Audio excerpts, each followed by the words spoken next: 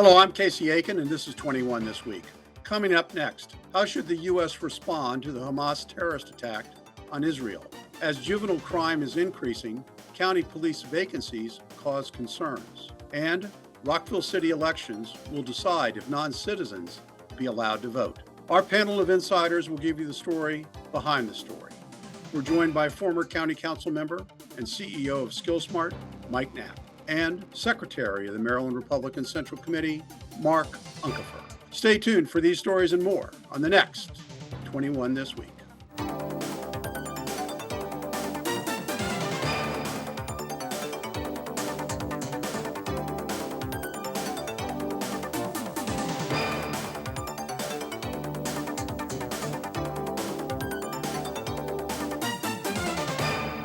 On Saturday, October 7th, the terrorist organization Hamas launched a bloody and unprovoked attack on the nation of Israel, resulting in the death of 1,200 Israelis, including women and children, and among the dead are at least 22 Americans. Mike, this is a difficult question for us all, but what is the appropriate response for Israel and the United States? Well, first of all, I think it's important to remember, or just to say that our hearts and our thoughts and prayer, all of those things, we stand with Israel. We stand with those families who have lost their loved ones. I mean, it's horrible. It's horrific. The stories, the pictures continue to be devastating. And so I just think it's important for us to acknowledge that to start. I think Israel's response is to defend itself and to make sure that they can protect its citizens, and I think that's what it's doing.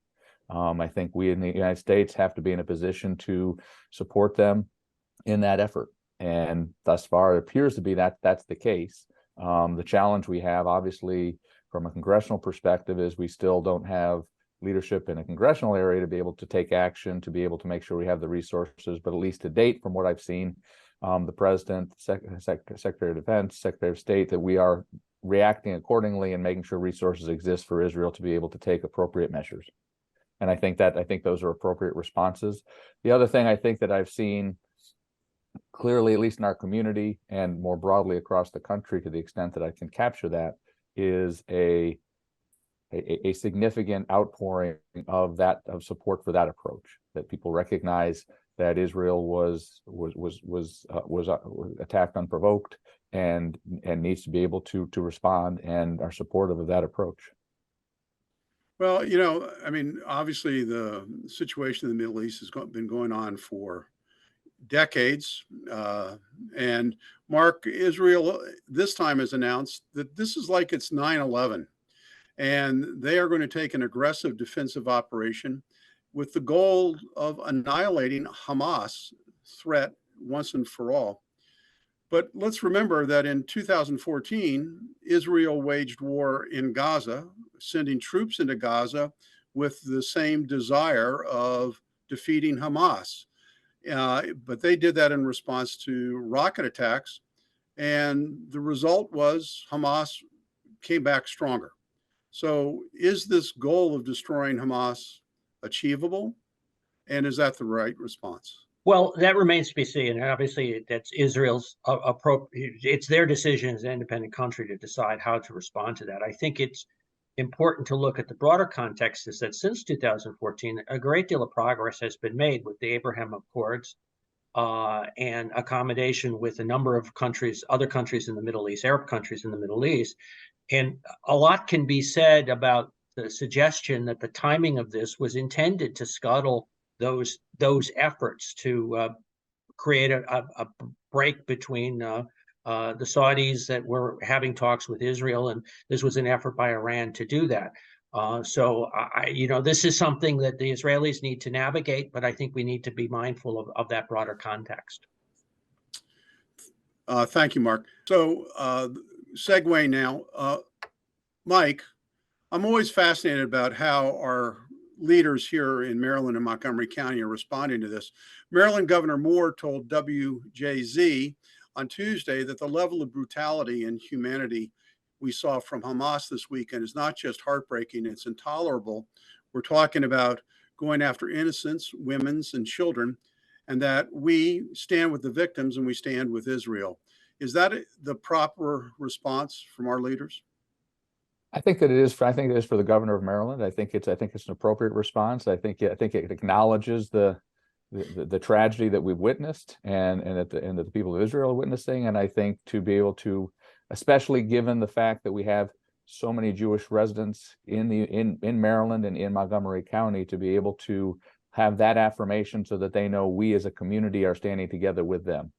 Mark, according to WJLA Channel 7, Montgomery County is home to one of the highest Jewish population densities in the country, with 10% of the county being Jewish and home to 45% of all Jewish people here in Maryland. The Jewish Community Relations Council of Greater Washington, D.C., and the Anti-Defamation League of Washington has released a blistering email criticizing MCPS Superintendent Munifa McKnight and MCPS over their lack of response to the Hamas recent terrorist attack on Israeli civilians. I suppose that's because of the anti-Semitism we've seen in the school system lately. But is it fair to criticize MCPS on this subject?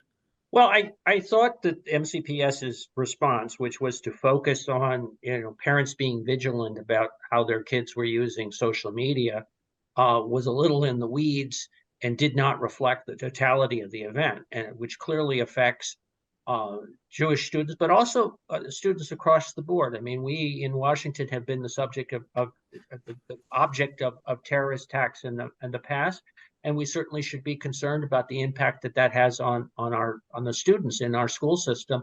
And I think I would have appreciated if the school system had a little bit broader perspective of the way this could affect students in the system. I think I was going to say, I want to add into that because I think it's a challenging time for our schools, but I think it's also important we recognize, I know that our school system has 170 different countries represented in it. And so when you have that, I think many people would say, gee, I'm not sure a school system should respond to something that's a global affair. And the reality is, because of the makeup of our community, I think it's important for us to acknowledge that and recognize those world events, because we have so many different people from so many parts of the world that are located here that you kind of have to step up above that and take that more holistic approach. So I agree with you, Mark. I think it's important to step back and acknowledge who go to school here and who our residents are. And I appreciate all of those sentiments. But, one thing that I found rather interesting, on Wednesday, County Executive Marc Elrich announced additional funding for security around synagogues and churches and others. But at the same time, he did not come out and condemn the Hamas attack. He just said that it was a horrifying event and he couldn't understand people being inhumane to one another. Is that a strong enough statement from our county executive? I don't think it is. I mean, I think I think people have struggled with how to respond in certain respects, especially in a very diverse population like ours. But the reality is that Hamas is a terrorist organization. And I think to call that out specifically and denounce them and denounce that activity is fair and reasonable and expected, quite honestly, in our community. And I think you need to do that. At the same time, obviously, there are, I just checked the news wires before we got on here, and 1.1 million people are being told to leave Gaza. I think we also have to acknowledge that there is humanity there as well, and that has to be addressed. That's separate from Hamas, but that's also as a result of the Hamas actions. And so I think it's important for us, especially in our community, to take a strong stance against terrorism and against Hamas, especially going after as many of the residents that are affecting our community as it is. Well, we need clarity on the situation in Gaza as well. I mean, Hamas has its headquarters in the largest hospital in Gaza City. So there's no separation between the Hamas as the terrorist organization and the people and the civilians of Gaza, because Hamas has deliberately integrated themselves within those communities. So it's a terrible situation. The Gaza residents are also hostages in many respects to Hamas. Well, I think we've addressed this topic sufficiently. And when we come back from this short break, is juvenile crime increasing in Montgomery County? And will non-citizens be allowed to vote in the Rockville elections? Stay tuned. Jordan knows he shouldn't eat this entire bowl of nachos, but tonight he's earned that right because a few hours ago in the middle of happy hour, he recognized a sign, not from the gods or a bolt of lightning, but from a double heart, a kissy face, and a fourth ha in ha ha ha. That's when Jordan knew he was buzzed. So when it was time to go, he got a ride home instead of driving. Be a legend like Jordan. Recognize your buzzed warning signs and get a ride home. Buzz driving is drunk driving. When I first saw a turtle, my heart was full. Now anything but lonely. We have this deep connection, this heart connection. He just wants to be close to you and part of your life. Every day with Turtle is a perfect day. When I'm holding her, it makes me feel calmer. I think everything he does shows how much he loves us. When we adopt a shelter pet, we discover they're a little bit of a lot of things. But they're all pure love.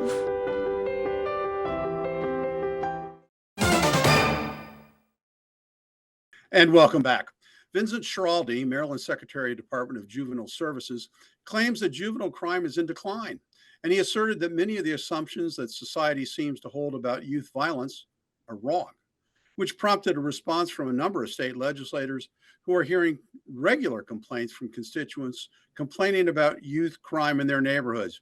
Mark, it's interesting to note that Prince George's County State's Attorney Aisha Braveboy stated recently to the Washington Post, the concerning part for us is the categories of youth crime that are up, which includes handgun crimes, carjackings, and auto theft.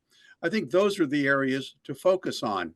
You know, just this past June, according to Prince George's County Police, they arrested 4 in connection with a carjacking, 5 2 15-year-old boys, a 16-year-old boy, and even a 14-year-old boy. Why are our youth engaging this kind of criminal activity? It is disconcerting. If you look at the data over a longer period of time, you do see this spike that has taken place in carjacking. And it's not to get technical, but it's surprising because, of course, many cars can be located and presumably folks can get arrested for doing that. So hopefully law enforcement and also prosecution will be able to put a stop to that. You know, Mike, Montgomery County isn't immune from this as well. Montgomery County State's Attorney John McCarthy noted that juvenile arrests have nearly doubled in Montgomery County between 2021 and 2022. But he also commented that there are not enough adequate juvenile programs in the juvenile justice system. Now, you were confronted with these very issues when you were on the council. Why does the answer in Montgomery County always seem to be more programs, more money? Well, I mean, I think especially when you focus on corrections, Montgomery County has one of the strongest corrections programs in the entire country, and so that takes resources. And we've had we have a great level of reduction of recidivism as a result of having those programs. And what we've not had to focus on, because as you indicated at the beginning, we're seeing this increase now, is juvenile crime. And so while I think we have strong programs, I don't think there's been a focus on the juvenile element associated with that. And I think we need to address that. And so if we're trying to put a similar and comparable program in place to what we have with our broader correction system to be able to address reduce recidivism and address the needs of our juvenile, those who are acting in crimes, creating those situations, entering the system, we've got to have the resources to be able to do that and do that well at the level that we've typically operated. And that's going to cost some money to do that. But I also think it's going to be really important for us to think about what are we doing on the front end from a mental health perspective to be able to address those issues so that we're ideally preventing and avoiding these things in the first place. And so I think that's another piece that needs to be addressed in this whole conversation. Well, but the third leg of that stool is the police department. And according to political blogger Adam Pagnucco, the police staffing crisis is getting worse. And I'm going back to you again, Mike. There's currently a 14% vacancy rate, which could increase to 19% by 2025 because of the number of people who are eligible for retirement and the difficulty in hiring replacements. So how does the county address that kind of a challenge? I think the county has to take this head on, and I've not seen that happen yet. Jurisdictions across the country are having difficulty hiring police. So that's not unique to us. The challenge I think that's unique to Montgomery County is we've yet to acknowledge from a leadership perspective that police are actually important in our community and that they play a vital role. I've not yet heard any comments coming from the county executive. If I look at the county council, for the most part, those who are most vocal are still appearing to be anti-police. And the reality is that if you're going to recruit and retain police officers, you actually have to acknowledge that they play a vital role in your community and be able to then put a structure around that and articulate what that is and support them. And we've not yet done that. So I think in addition to what you're seeing in other jurisdictions, we're even further behind the 8 ball because we've not taken any overt positive actions to be able to say, this is an important role in our community and this is what we're going to do to support this role. Well, I think there's a fallacy being spread around that it's only about money. It's not about money. I mean, there's a whole police force in Minnesota that resigned en masse because they didn't feel they were getting support from their political leaders. So, Mark, what can the council do to reverse this trend? Well, I absolutely agree with Mike. I think you need to recognize and value police. One of the challenges police officers have is really demoralizing to be denigrated. Let's talk about Will Jawando, who's been one of the leaders of the sort of anti-police members of the council.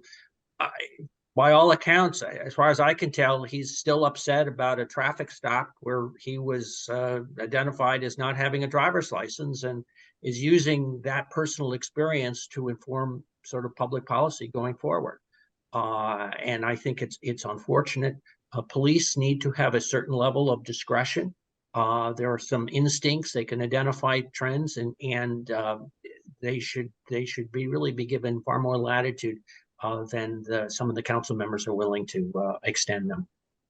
Well, I will say one very positive thing, and that's about John McCarthy and his role as state's attorney for Montgomery County. He's done, I think, a great job balancing the needs of the prosecutors and enforcing, bringing people to justice. There's a lot of pressure on that office to be more lenient. I think John's done a great job.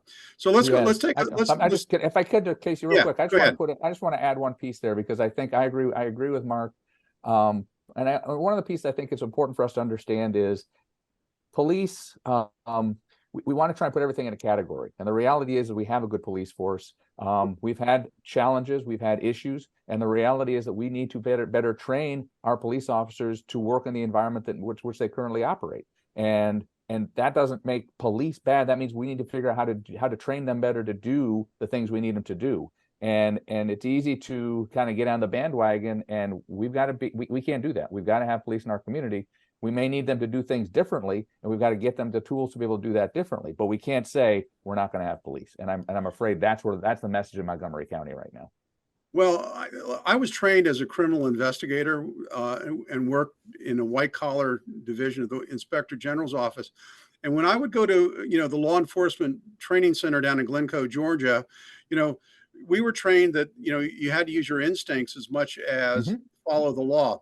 It seems to me that with the SAFE Act and other initiatives that the council's doing, that we're trying to pigeonhole the police into not following their instincts. It's, that they're limited in how they can enforce crime. So I agree. There's got to be a change in philosophy and allow the police to do their job. So. Let's turn to something, maybe the lightest topic of the day, which is Rockville voters are going to have a unique opportunity in November due to a number of incumbents choosing not to run. There are 2 candidates for mayor, and there are 12 candidates for 6 open city council seats. Rockville expanded their city council from 4 to 6 just this past year. So, in addition, there are 4 non-binding referendums on the ballot that the new council could take up. They include allowing 16 and 17-year-olds to be allowed to vote, whether or not non-citizens who live in Rockville be allowed to vote. Should there be term limits for the mayor and council members like we have now in Montgomery County? And should council represent council districts instead of being elected at large? So rather than going through all 18 of the candidates, let's just kind of focus on the 4 initiatives that are before the voter. What are your thoughts, first of all, on allowing 16 and 17-year-olds to vote? Either one of you. Mark, I'll let you start. I think it's we were just talking about juvenile crime. We acknowledge that you're not an adult yet, and that's why we give you a certain level of latitude until you turn 18. I think the same basic principle applies to whether or not you can vote. You haven't reached that stage in your life where it's appropriate to do so. Mike. I think I'm not as concerned about it at a community level. I think it's interesting to try and encourage youth to get into the voting requirements sooner. I do have some concerns along with Mark. Many of the issues that you're addressing aren't issues that as a 16-year-old you're actually engaging with or encountering. And so I think great, you can vote and participate, but I don't know that it makes as much sense as, say, having as a student member of the Board of Education or the student member on the Montgomery College Board of Trustees, where you are engaging in something that you're directly resulting in participating in. I think that makes a lot of sense. I'm a little more sanguine, I guess, about 16, 17 years voting in community elections. So the next issue is probably the more thorny issue, because we've seen this in other jurisdictions. Should non-citizens who live in Rockville be allowed to vote? I think it's sort of insulting, if you will, to those people who have gone through the naturalization process, who've gone through the rather extensive legal hoops to become a citizen and qualified as a citizen. You're kind of basically now saying that all of that is not quite as important. Citizenship has its consequences, and I think we should recognize that by limiting voting just to them. Mike? I think at a community level, I'm actually okay with ensuring that folks within that community have the opportunity to weigh in and engage on what happens in that community. I agree with you, Mark. I think at a national and state level, that citizenship does bring with it rights and responsibilities, and I think that's something very important. We should encourage that. At a local community level, where things are at a very basic level, I think it's important. I think it's important to make sure that everybody who's engaged has the opportunity to speak on that. Well, Mike, you're going to have the last word. We're not going to be able to address those other 2 burning issues of whether there should be term limits for the mayor and council, and whether or not the council should represent individual districts as opposed to being voted at large. We're going to have to save that for a later time because we're running out on this time for this segment. Stay tuned for parting shots. Hey world, I have a quick message. It's about safe driving. All right, let's go. Anytime you're driving, have the seatbelt buckled tight. Both hands on the wheel and your phone out of sight. When not in your hand trying to text somebody back. Because if you do, your car might get smacked. The moral of the story, just put your phone down. The people on the road will stay safe and sound. Put your phone down, put your phone down. People on the road will stay safe and sound. Yeah.